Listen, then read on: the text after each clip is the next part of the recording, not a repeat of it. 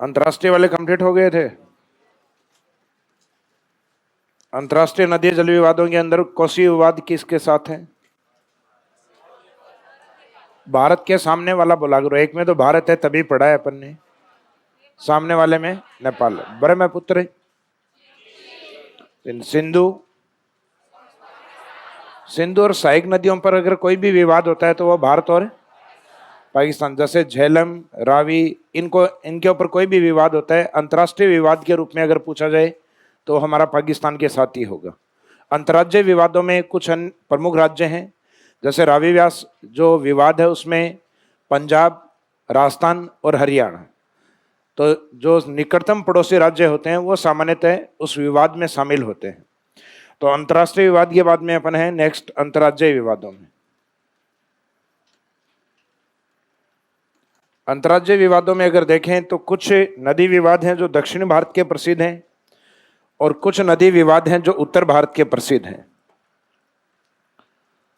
जैसे हम देखें इस साइड में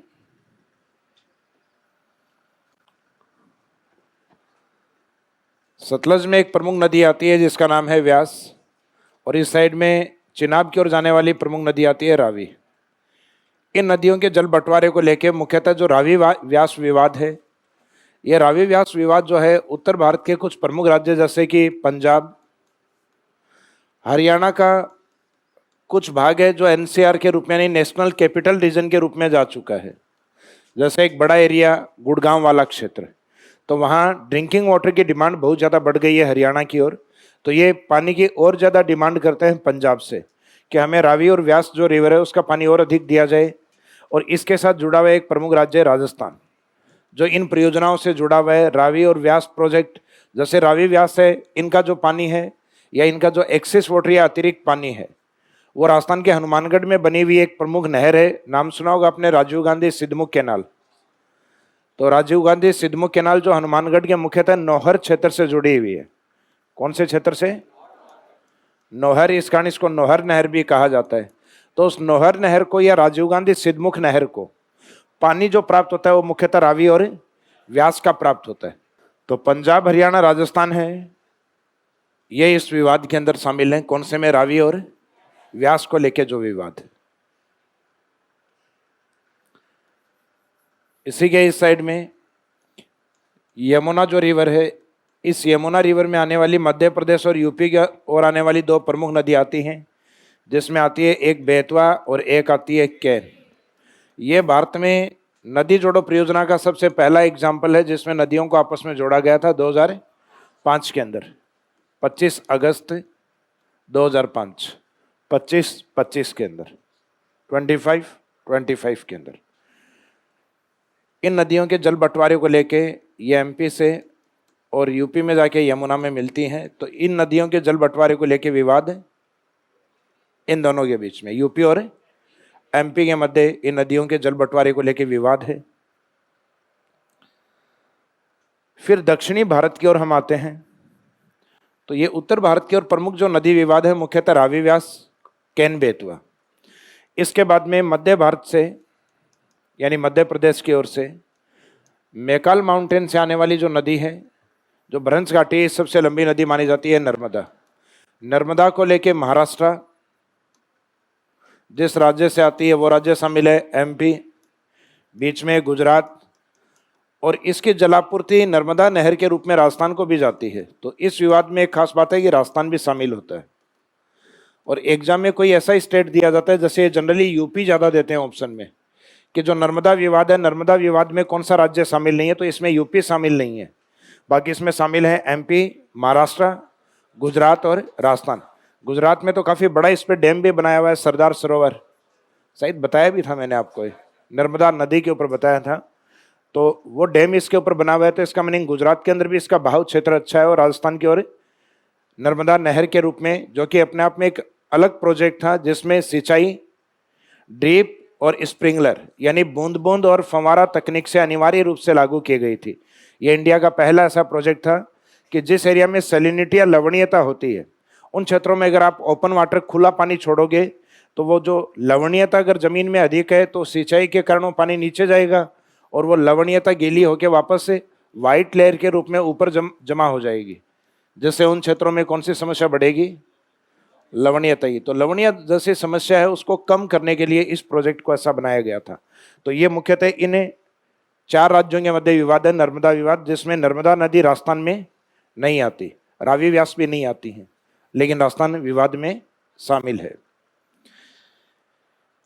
इसके बाद में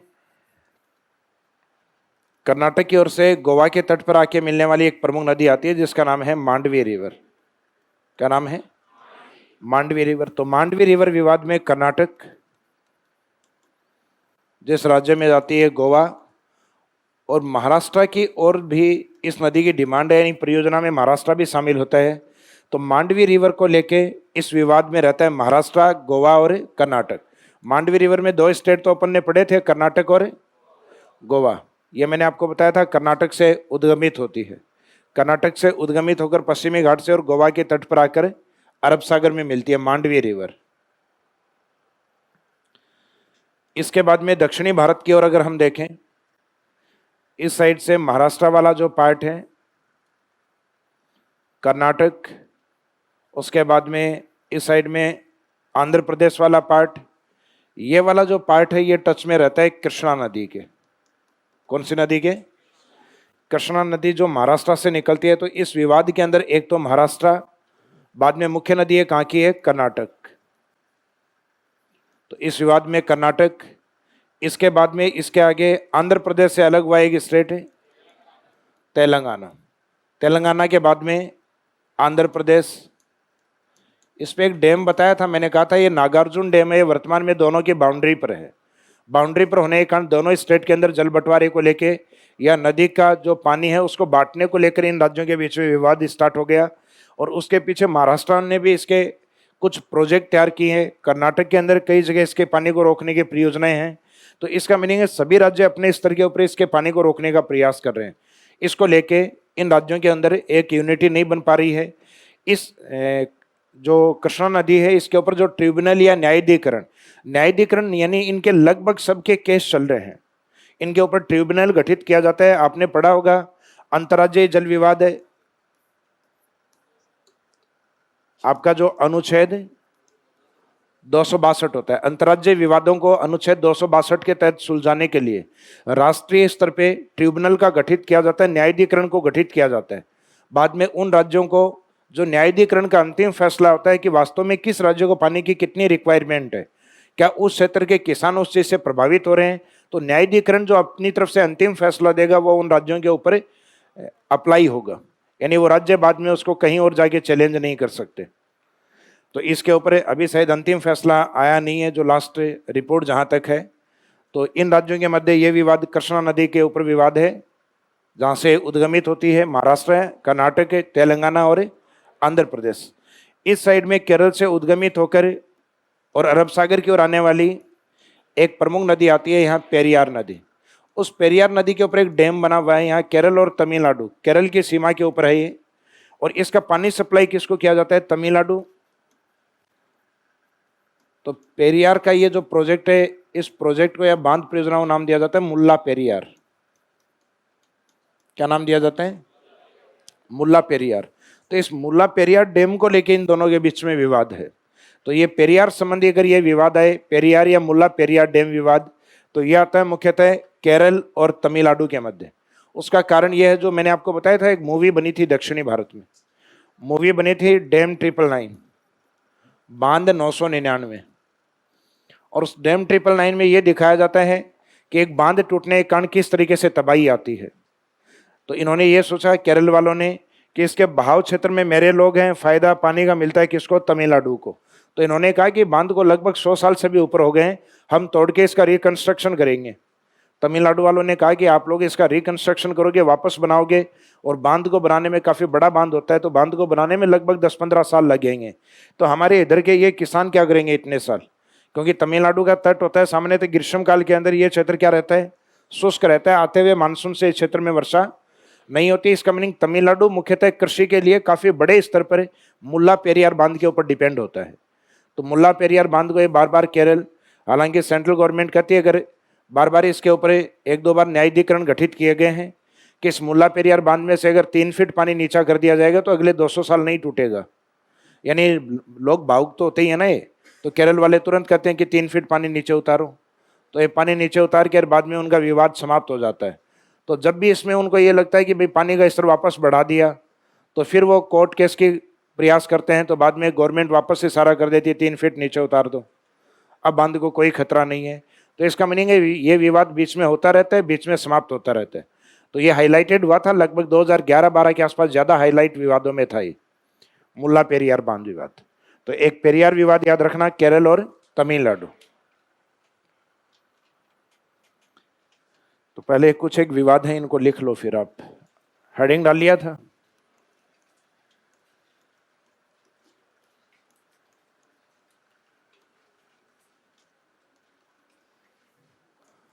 अंतर्राज्यीय नदी विवाद, नदी जल विवाद।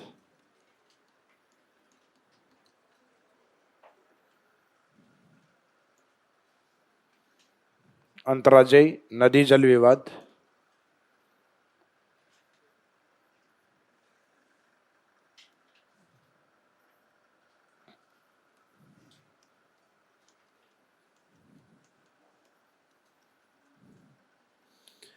एक साइड में विवाद और सामने संबंधित राज्य।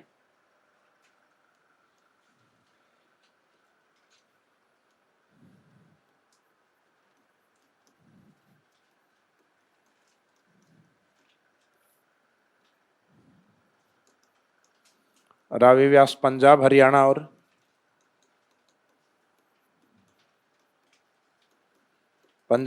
और राजस्थान।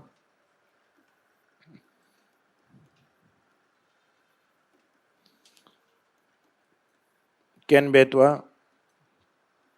बेतवा को लेके यूपी एवं एमपी।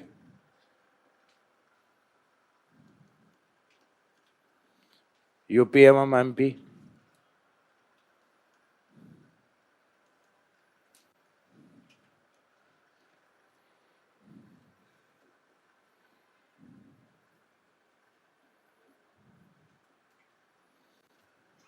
नर्मदा में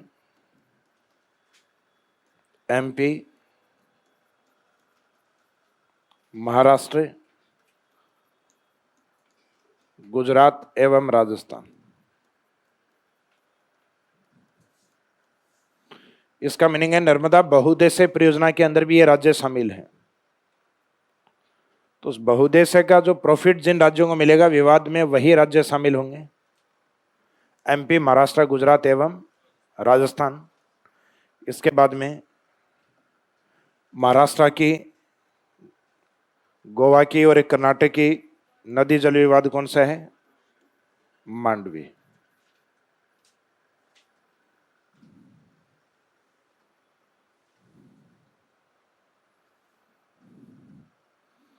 मांडवी उद्गमित होती है कर्नाटक और जाती है गोवा तट पे, लेकिन विवाद में एक राज्य और भी शामिल है, महाराष्ट्र। कौन सा वाटरफॉल बनाती है नदी? दूध सागर, वेरी गुड। मांडवी के बाद में महाराष्ट्र, कर्नाटक, तेलंगाना और आंध्र प्रदेश के मध्य विवाद कृष्णा नदी को लेकर। किस नदी को लेकर? कृष्णा को। और केरल और तमिलनाडु के मध्य पेरियार। पेरियार में मुख्यतः मुल्ला पेरियार जो डैम प्रोजेक्ट है वो विवादित है उसमें। यहां तक कंप्लीट कर लिया।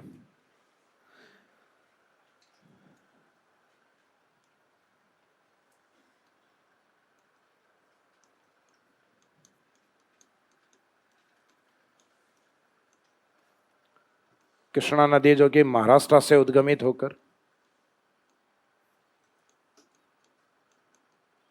आगे जाती है कर्नाटक, तेलंगाना और आंध्र प्रदेश।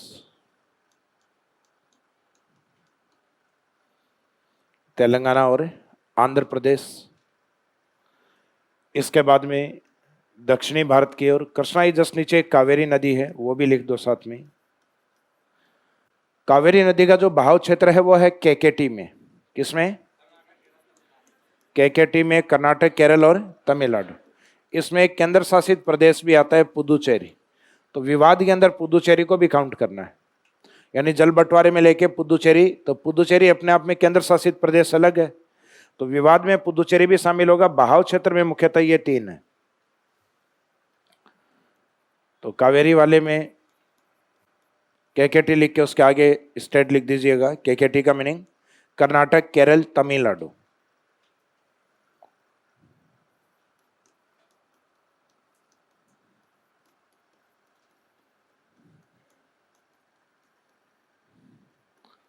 एवं पुदुचेरी।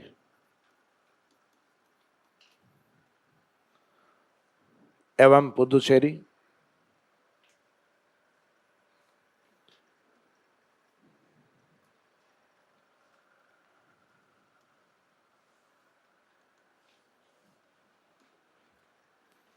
दक्षिणी भारत में अगर देखें, केरल की प्रमुख नदी पेरियार,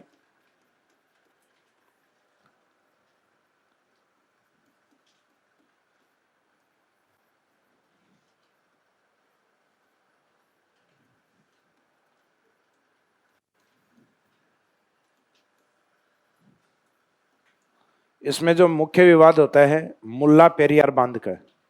मुल्ला पेरियार बांध केरल में है वैसे ये बांध, मुल्ला पेरियार बांध केरल। विवाद होता है केरल और उसके सामने वाले राज्य तमिलनाडु। केरल, तमिलनाडु। प्रधान एसी। अच्छा, स्टार्ट हो गई।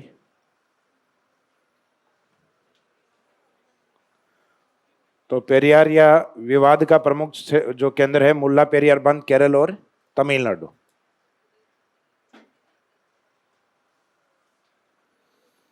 इसके बाद में मध्य भारत की एक प्रमुख नदी है, यूं कहें प्रायद्वीप पठार की सबसे बड़ी नदी गोदावरी। तो गोदावरी के ऊपर जो विवाद है मुख्यतः कई राज्यों के बीच में है।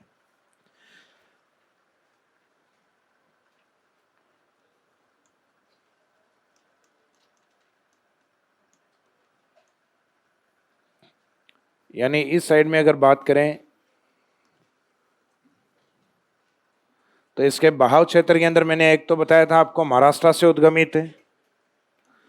विवाद में मुख्यतः इसमें मध्य प्रदेश, आगे इस साइड में लिया जाता है आंध्र प्रदेश को, दक्षिण की ओर से इसमें शामिल होता है कर्नाटक,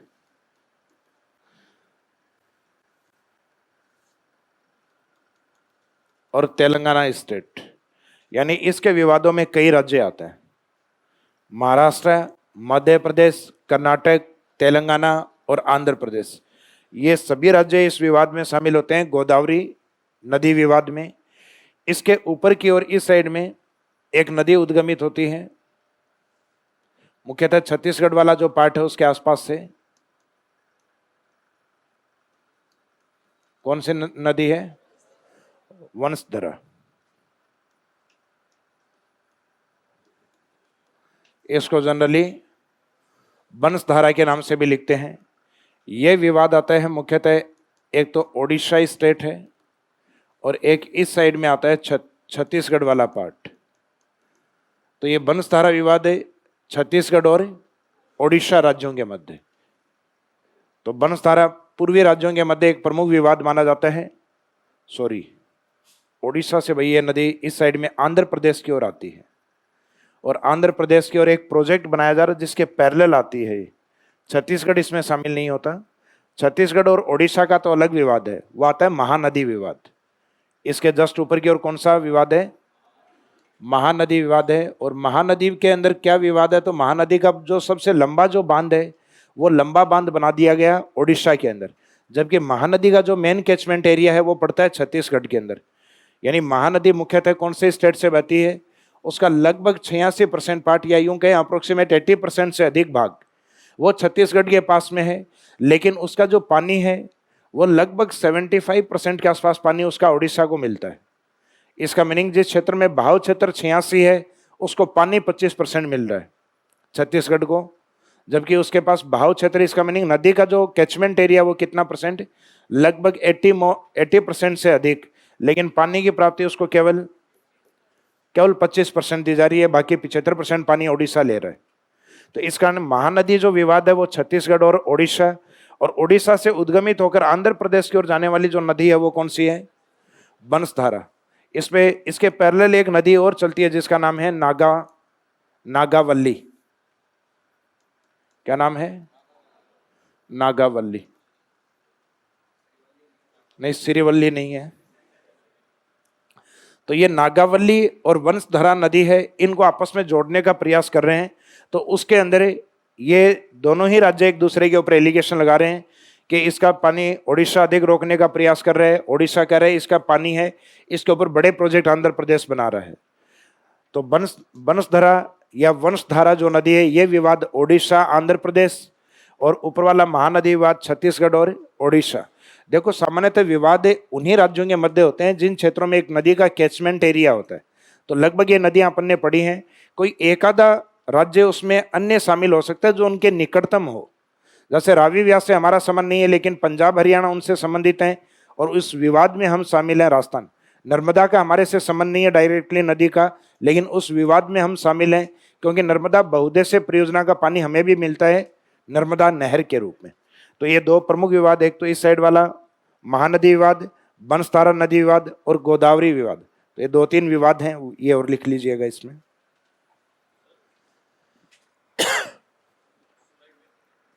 लाइट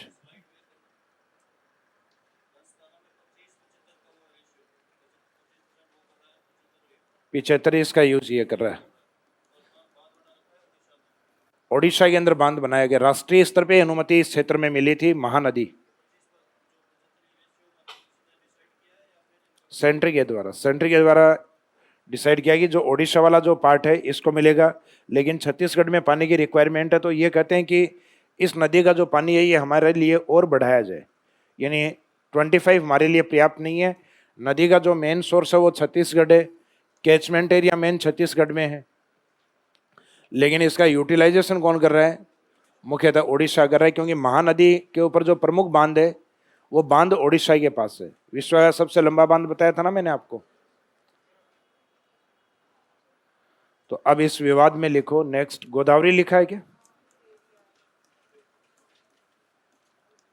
पेरियार के बाद में नेक्स्ट है गोदावरी। गोदावरी नदी जल विवाद कहां से निकलती है, महाराष्ट्र कैचमेंट एरिया में, एमपी को भी लिया जाता है इसमें।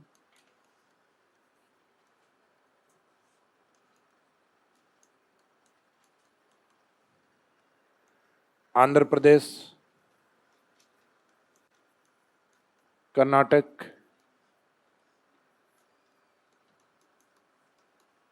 तेलंगाना।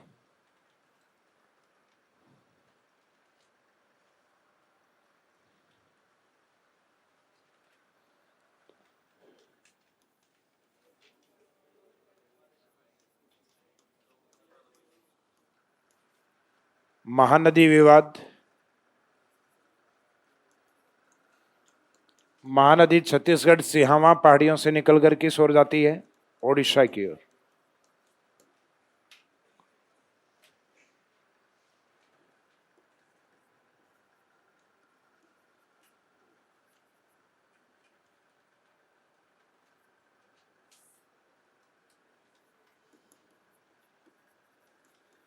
बंसधारा,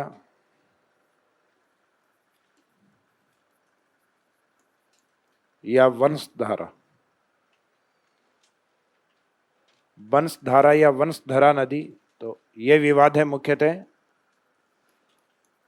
ओडिशा से उद्गमित नदी, और उसके बाद में किस ओर जाती है, आंध्र प्रदेश। ओडिशा आंध्र प्रदेश के मध्य विवाद।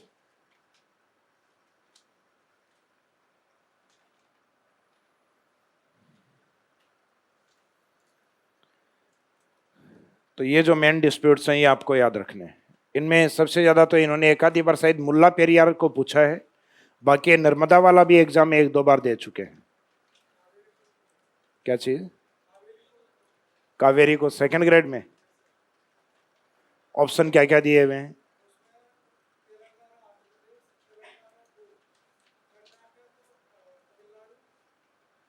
अच्छा, मुख्य राज्यों को ही दिया है। तो जरूरी नहीं है कि हमेशा सभी राज्य उस ऑप्शन में अवेलेबल हों, लेकिन मुख्य राज्य उस ऑप्शन में अवेलेबल होंगे जहां से उस नदी का बहाव क्षेत्र है। जैसे कावेरी विवाद है, वो मुख्य बहाव क्षेत्र है तमिलनाडु और कर्नाटक के अंदर। केरल में उसका एक पार्शियल पार्ट है, केवल 3% कैचमेंट एरिया है केरल के पास, लेकिन केरल विवाद में शामिल है। तो विवाद के अंदर तो केकेटी यानी जो बहाव क्षेत्र वाले वो हैं वो शामिल हैं, और उनके साथ पुदुचेरी भी शामिल है। तो इसका मीनिंग अगर पूरा ग्रुप नहीं दिया जाता तो मुख्य नदी के जो बहाव क्षेत्र हैं उन राज्यों को ऑप्शन में दिया जाएगा।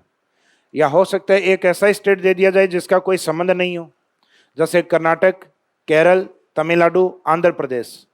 तो आंध्र प्रदेश का बहाव क्षेत्र, कावेरी नदी का जो बहाव क्षेत्र है वो आंध्र प्रदेश में नहीं माना जाता है। इसका मीनिंग है आंध्र प्रदेश, वैसे होने को अगर कोई प्रोजेक्ट में वो जुड़ा हुआ होता, कावेरी का कोई बांध परियोजना होती जिसका पानी अगर आंध्र प्रदेश को जाता तो वो शामिल हो सकता था, लेकिन आंध्र प्रदेश को पानी की सप्लाई नहीं है, इस कारण वो उस विवाद में शामिल नहीं है। जैसे राजस्थान से नर्मदा संबंधित नहीं है, लेकिन नर्मदा का पानी राजस्थान में सप्लाई आता है नहर के रूप में, इसलिए उस विवाद में कौन शामिल होगा? राजस्थान भी एक पार्टी बनेगी। अगर किसी प्रकार का उस पर ट्रिब्यूनल, न्यायाधिकरण या कोई भी प्रकार की पंचायती उसके ऊपर की जाती है तो राजस्थान उसमें शामिल होगा। तो ये हो गया आपका नदी वाला टॉपिक कंप्लीट।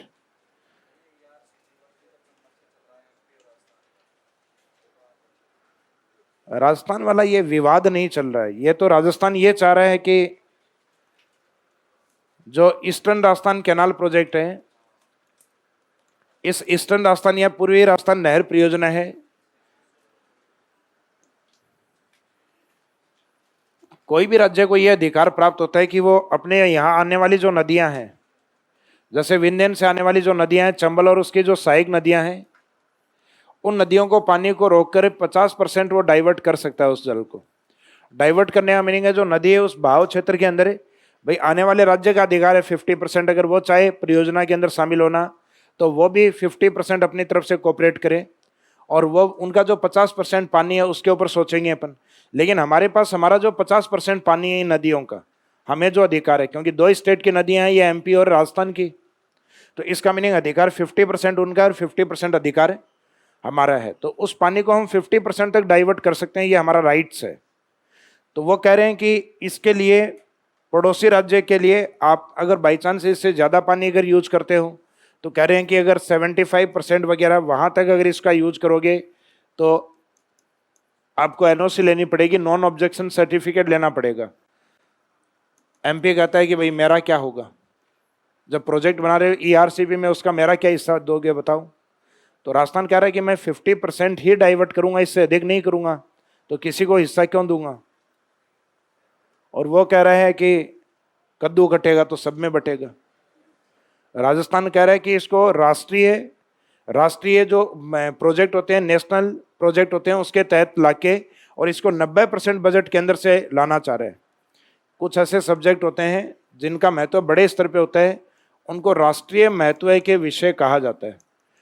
तो राजस्थान कह रहा है कि इस प्रोजेक्ट को आप नेशनल इंपॉर्टेंस सब्जेक्ट में डालो, ईआरसीपी को, और नेशनल इंपॉर्टेंस सब्जेक्ट यानी राष्ट्रीय महत्व का विषय मानते हुए, और इसको आप 90% बजट तो और बाकी 10% राजस्थान गवर्नमेंट अपनी तरफ से लगाएगी। इसमें लगभग 37,200 करोड़ के आसपास का बजट है। राउंड फिगर में कई जगह प्रोजेक्ट को 40,000 करोड़ लगभग लिखा हुआ है। तो ये लगभग 37,000 या 40,000 करोड़ रुपए का प्रोजेक्ट है, और इतना बड़ा प्रोजेक्ट अपना अकेला स्टेट बनाना थोड़ा सा मुश्किल है, काफी बड़ा प्रोजेक्ट है। जैसे आज आप पढ़ रहे हो इसको कि 2051 में बनेगा, यानी निर्माणाधीन प्रोजेक्ट है। आने वाली पीढ़ियां हैं आपके, उनको भी मैं यही पढ़ाऊंगा कि निर्माणाधीन प्रोजेक्ट है। कितने साल हो जाएंगे? 30 साल। तो 30 साल में तो इतने में तो कर ही लेंगे तैयारी।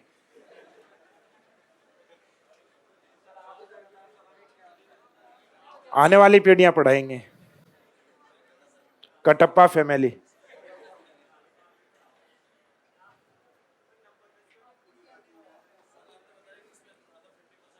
डाइवर्ट कर सकते हैं। डाइवर्ट का मीनिंग है उस बांध के रूप में उसका पानी स्टोर कर सकते हैं। डाइवर्ट का मीनिंग यही होता है कि उस पानी को अगर हम रोक रहे हैं तो इसका मीनिंग उस नदी के बहाव क्षेत्र को हम रोक रहे हैं, डाइवर्ट कर रहे हैं। तो 50% तक डाइवर्ट करने का राइट्स हमारे पास है, उससे ऊपर हम नहीं कर सकते हैं, क्योंकि वो नदी किसी और स्टेट की भी है। वो नदी केवल राजस्थान से और राजस्थान तक ही सीमित होती। जैसे कई नदी, कांतली नदी है, हालांकि उसमें पानी नहीं है, अगर उस नदी में पानी और उसके ऊपर कोई प्रोजेक्ट बनाना हो तो हमें किसी दूसरे राज्य से अनुमति लेने की आवश्यकता नहीं है। फिर डाइवर्जन, डाइवर्ट भाई, इंटरनेशनल जहां बाउंड्री के ऊपर इस प्रकार की अगर कोई नदी होती है तो उसके ऊपर जरूर बने हुए कि नदियों के बहाव क्षेत्रों को आप परिवर्तित नहीं कर सकते।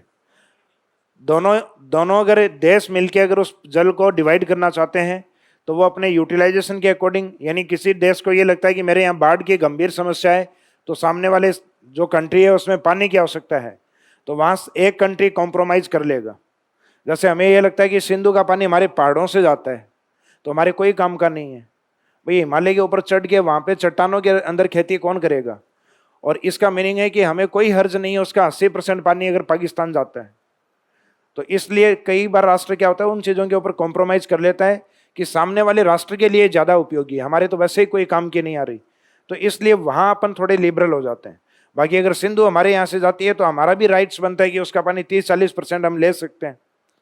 लेकिन उन क्षेत्रों में बड़े बड़े प्रोजेक्ट भी नहीं बनाए जा सकते कि आपने बड़ी बांध परियोजनाएं अगर बना दी हैं तो हो सकता है कि सेंसिटिव अर्थक्वेक वाले जोन में होने के कारण, यानी संवेदनशील भूकंप क्षेत्र में होने के कारण वो बांध प्रोजेक्ट है उससे हमारे यहीं कोई विनाश या प्रलय आ जाए। तो भारत सरकार ऐसे प्रयास नहीं करती है, तो सिंधु का पानी हम उनको 80% तक दे रहे हैं। बाकी ऐसा नहीं है कोई राष्ट्र अगर जबरदस्ती रोक ले तो बाद में आपको पता ही है इंटरनेशनल जो कानून लोग किस तरीके से काम करते हैं, वो पावरफुल जो कंट्री है उसके अकॉर्डिंग ही काम होता है। फिर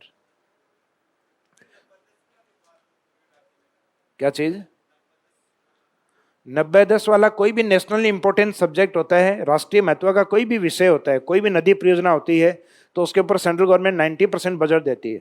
और बाकी जो स्कीम चलती हैं सामान्य राज्यों के अंदर, जिसमें सेंट्रल गवर्नमेंट कहती है ना बहुत सारे प्रोजेक्ट में कि हम इसमें 60-40 का कॉपरेशन करेंगे, 60 हम लगाएंगे, 40 स्टेट लगाए। लेकिन नॉर्थ ईस्ट स्टेट है, उत्तरी पूर्वी राज्यों के लिए प्रोजेक्ट चलते हैं 90-10 के ऊपर। उत्तरी पूर्वी राज्य क्योंकि वो राज्य हैं जहाँ से आदिवासी जनजातियाँ अधिक हैं, जहाँ पे अपन कह सकते हैं कि वहाँ का इंडस्ट्रियल डेवलपमेंट काफ़ी कम हुआ है, तो उन लोगों के पास रोजगार कम है, पैसा कम है, उन स्टेट का जो रेवेन्यू है, राजस्व है, वो कम इकट्ठा होता है। तो कम इकट्ठा होता है तो वो प्रोजेक्ट को बनाएंगे कैसे। तो इसका मीनिंग सेंट्रल गवर्नमेंट पूर्वी राज्यों को 90% तक कोऑपरेट करती है, फिनेंशियल कोऑपरेशन करती है, जबकि पूर्वी पहाड़ी राज्यों को केवल उसमें 10% ही लगाना होता है। तो जब भी उत्तरी पूर्वी राज्यों के लिए कोई स्कीम बनती है तो स्कीम बनती है 90-10 के ऊपर। और राष्ट्रीय महत्व का कोई भी प्रोजेक्ट इंडिया में कहीं पे भी बने, नेशनल इंपॉर्टेंट सब्जेक्ट में डल गया है, राष्ट्रीय महत्व में डल गया है, तो इसका मीनिंग केंद्र उसमें 90% बजट उस राज्य के अंदर इंप्लीमेंट करेगी, उस प्रोजेक्ट में अपनी तरफ से देगी, कंट्रीब्यूशन करेगी। 10% प्रॉपर स्टेट जहाँ के लिए बन रहा है उनको ये प्रोजेक्ट लगाना पड़ेगा। जैसे काफ़ी लंबे समय से हिमालय के अंदर कुछ परियोजनाएं अटकी पड़ी थी, नाम सुना होगा आपने, एक तो हिमाचल की और रेणुका परियोजना। तो रेणुका परियोजना को भी सेंट्रल गवर्नमेंट ने नेशनल इंपॉर्टेंट सब्जेक्ट में डाला है और उसमें 90% बजट दिया है। एक उत्तराखंड का प्रोजेक्ट था यमुना के ऊपर जिसको कहते हैं लखवार परियोजना, इनसे राजस्थान भी जुड़ा हुआ है परियोजनाओं से। एक लखवार परियोजना, तो लखवार परियोजना में भी इन्होंने ऐसा ही किया कि रेणुका जी है उसको आपने 90% दिया है, परियोजना का नाम है, तो 90% दिया है, तो लखवार को भी आप कितना दो, 90%। ये भी उन्हीं स्टेट्स के लिए है जिनके लिए जो रेणुका जी का जो पानी उपलब्ध होगा उन्हीं का ही जल लखवार को भी उपलब्ध हो रहा है, तो इसको भी नेशनल इंपॉर्टेंट सब्जेक्ट में डालो। तो हिमाचल उत्तराखंड के दो बड़े प्रोजेक्ट थे जो काफी लंबे टाइम से अटके हुए थे, 1980 के आसपास से ये अटके हुए हैं प्रोजेक्ट, तो जिनके लिए अभी 2014-15 में जाके गवर्नमेंट ने फैसला किया कि हाँ सेंट्रल गवर्नमेंट की तरफ से इनको कोऑपरेट किया जाएगा। अब जाके शायद 2016 या 18 के आसपास जाके इस पर समाधान हुआ है, अब जाके सेंट्रल गवर्नमेंट ने उनको नेशनल इंपॉर्टेंट सब्जेक्ट में डाला है। तो हमने तो ईआरसीपी की मांग अभी उठाना स्टार्ट की है, अब कब पूरी होगी देखो। तो 17 में नहीं अभी, अब 17-18 में तो मामला उनका सल्टा जो 80 में चल रहा था। क्या चीज इस बार बजट में दिया है ना, राजस्थान गवर्नमेंट ने 10,000 करोड़ रुपए दिए हैं लगभग 96। 96 लगभग 10 करोड़, यही है ना। हाँ, तो इस बार इन्होंने बजट में लगभग 10,000 करोड़ रुपए के आसपास का प्रावधान रखा है। लेकिन लाएंगे कहाँ से बजट? भाई एक तो मैं ये कहूँ आप लोगों को कि आप लोग नौकरी लग जाओ, उसके बाद सबको बाइक दूंगा, लेकिन हाँ समोसा खिला दूं बस। तो जैसे ही नौकरी लग कर बाद में कहोगे सर बाइक, और उस टाइम तक हो सकता है सर की स्थिति नहीं हो बाइक देने, बाइक क्या बाइसिकल देने की स्थिति नहीं हो, तो बाद में, तो इसका मीनिंग है गवर्नमेंट बजट वादे अलग होते हैं, धरातलीय वादे अलग होते हैं।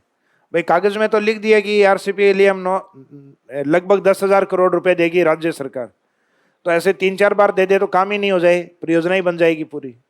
तो 4 बजट में 10,000 करोड़ रुपए दे दे, प्रोजेक्ट बन जाएगा पूरा, यही तो बजट आएगा इस पे, लगभग 37,000 40,000 करोड़ मानो लगभग।